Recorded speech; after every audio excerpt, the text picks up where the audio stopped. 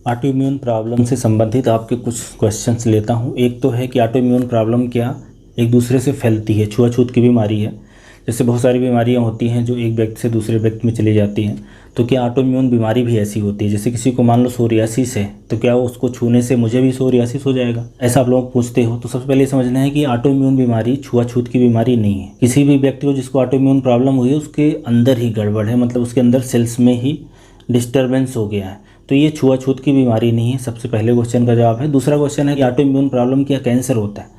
तो auto immune problem cancer नहीं है, मतलब ये शरीर के अंदर ऐसा नहीं होगा कि दूसरे हिस्सों में फैल जाए, जिस आर्गन में रहता है उसी आर्गन में डैमेज करता रहता है।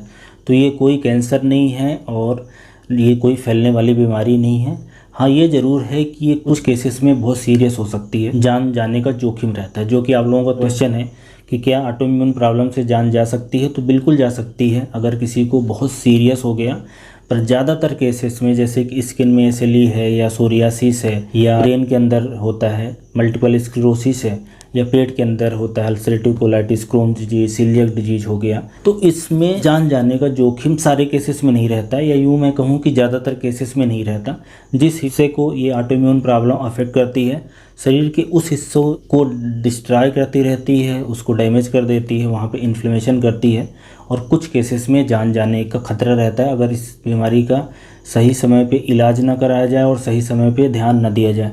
जो इम्यून सेल्स हैं डिसरेगुलेशन हो गया है, अब उसको कम करना यही इलाज रहता है। एक क्वेश्चन रहता है कि क्या ये ऑटो इम्यून प्रॉब्लम फैमिलियल होती है, जेनेटिक होती है? जी, तो बिल्कुल होती है। जीन में बदलाव के कारण काफ़ी सारे लोगों को होती है। 100% केस ऐसा होगा कि किसी को ऑटो इम्यून प्रॉब्लम है मतलब उनके परिवार में रही होगी, ऐसा ज़रूरी नहीं है। जेनेटिक रोल है, फैमिली का रोल है, लेकिन सारे केसेस में नहीं है।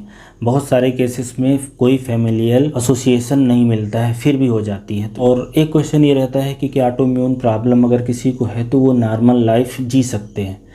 तो बिल्कुल नॉर्मल लाइफ जी सकते हैं। अब आपको सिर्फ इतना सा करना है कि ये देखना है कि किस आर्गन को अफेक्ट करती है और उस आर्गन में क्या क्या चीज़ें बनती हैं।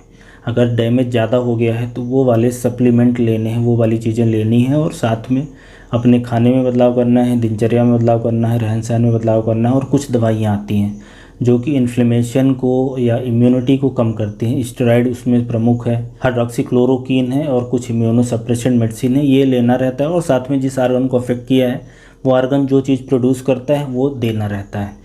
तो मतलब इस बीमारी के साथ बिल्कुल नॉर्मल लाइफ जिया जा सकता है, इसमें कोई प्रॉब्लम नहीं है। बहुत सारे लोगों को ऑटो इम्यून प्रॉब्लम रहती है। अब ये ज़रूर है कि कुछ लोगों की ठीक हो पाती है, कुछ लोगों की आती जाती रहती है, और कुछ लोगों की एक बार आ गई तो कभी नहीं जाती, उसका रूप हल्का हो जाता है।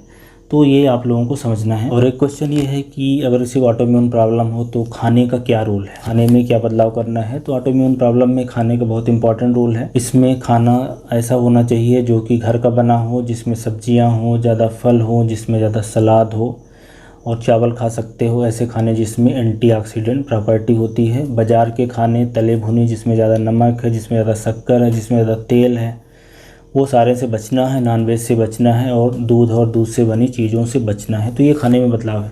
तो ये ऑटो इम्यून प्रॉब्लम से संबंधित आपके जो 4-5 बहुत इंपॉर्टेंट क्वेश्चन है उसके बारे में मैंने जानकारी दी है। Thank you so much.